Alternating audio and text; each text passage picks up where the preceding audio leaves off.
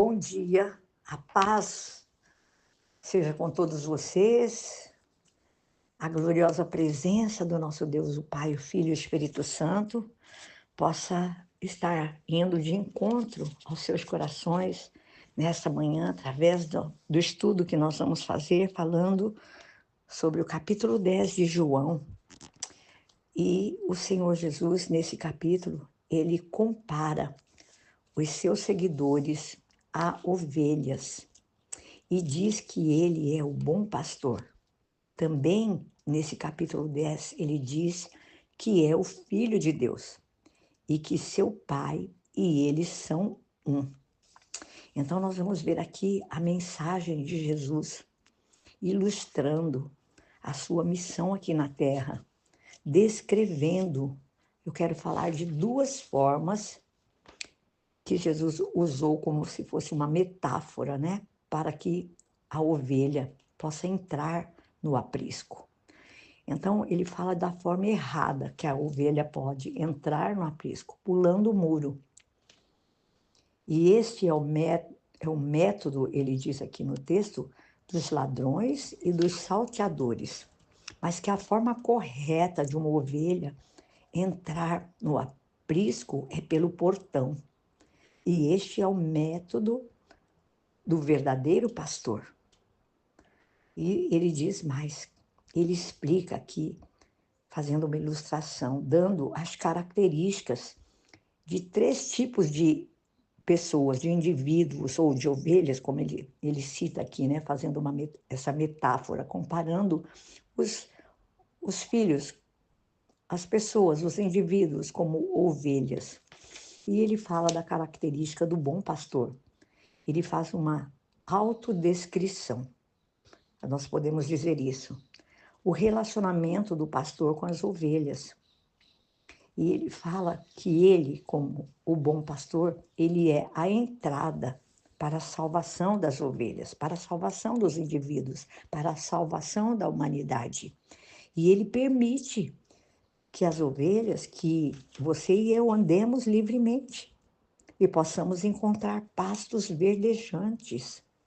E ele fala assim que ele dá vida em toda a sua plenitude para essas ovelhas.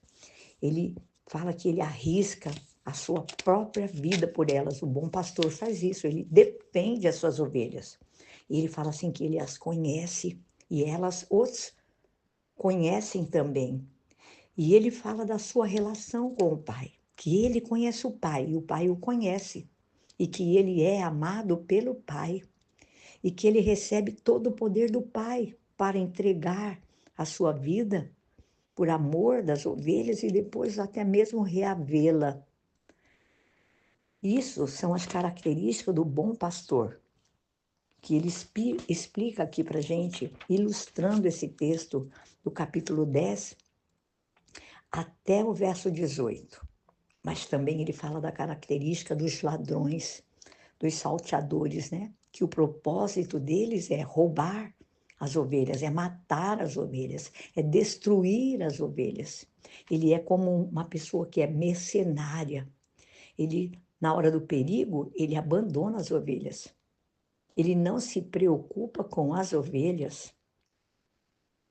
E depois que Jesus dá essa lição, essa explicação ali na sinagoga, no templo, alguns dizem que ele está louco.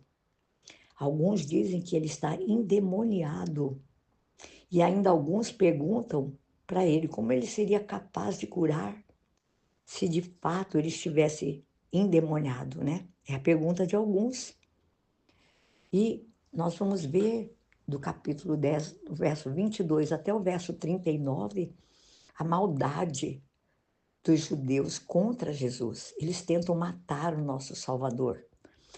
Em 2 ocasiões, por causa da sua palavra, da sua afirmação de dizer que ele era filho de Deus. Então, eles dizem que eles não são. O próprio Jesus fala para eles que eles não são suas ovelhas. Ele diz para eles que as suas ovelhas, eles ouvem a sua voz, eles as conhecem e ele também os conhece. Ele diz que as suas ovelhas jamais, é uma promessa, irmãos, para você, como ovelha desse rebanho tão grande de Jesus aqui na terra. Ele diz que, no versículo 28 e 29 do capítulo 10, ele fala assim, que as suas ovelhas jamais perecerão e estão eternamente seguras. Meus irmãos, eu faço questão de ler isso para vocês. Ele fala assim, olha, a partir do versículo 27, eu quero ler conforme está aqui na Bíblia.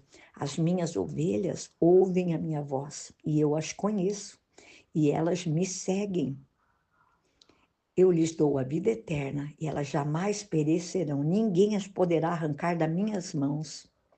Meu Pai que as deu para mim é maior do que todos. Ninguém as pode arrancar da mão de meu Pai. Eu e o meu Pai somos um. Então, essa segurança você tem em Deus e eu tenho em Deus. E é a promessa de Deus para você e para mim. Ele diz exatamente isso. E aí, os judeus muito perversos, eles dizem assim, eles perguntam a Jesus se ele é o Messias. E quando ele diz que é, eles ficam muito irados e pegam pedras para atirarem Jesus.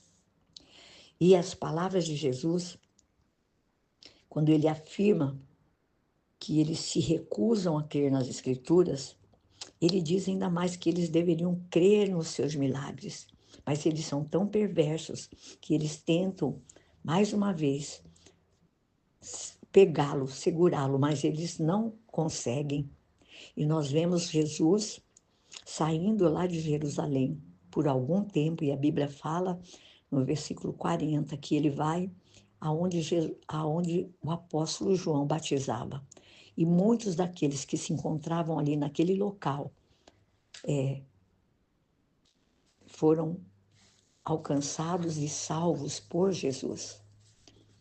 E aí eu quero fazer uma explanação aqui para vocês, dentro desse capítulo 10, que é maravilhoso. Como é que você e eu podemos ter certeza de que estamos ouvindo a voz de Deus? Eu quero dizer para vocês que, como crentes em Jesus Cristo, ouvir Deus falar conosco é um direito nosso, é um privilégio nosso.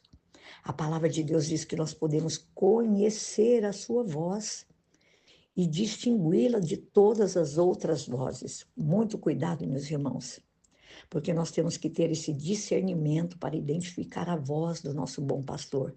Porque existem muitas vozes, vozes do engano, né?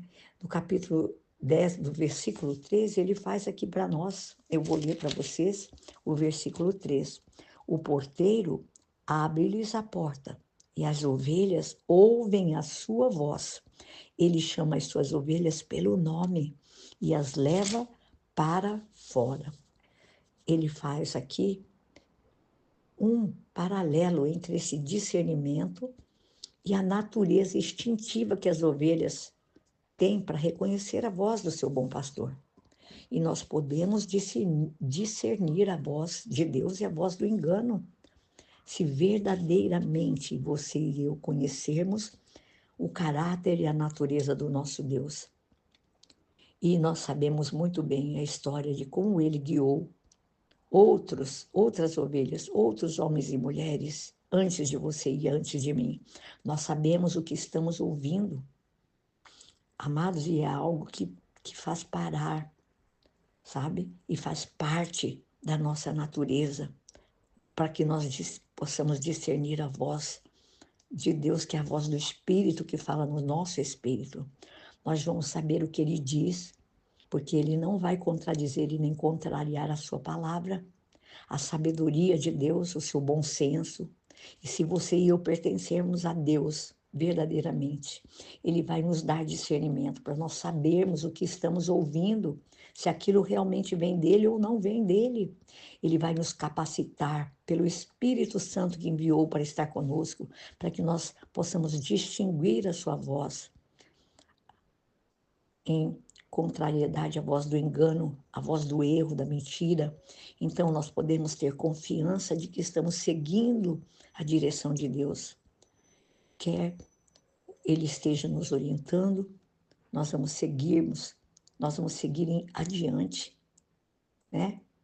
Nós não vamos parar, nós não vamos esperar para que a voz do engano fale mais alto no nosso coração. E para ouvir o Senhor, para ouvir a voz do Espírito, nós precisamos estar atento e evitar, sabe, de todas as maneiras, o espírito do medo. É muito importante que eu e você ouçamos através da palavra de Deus ministrada. Nós precisamos examinar a palavra de Deus, passar tempo com a palavra de Deus, é passar tempo com Deus, é passar tempo com Ele.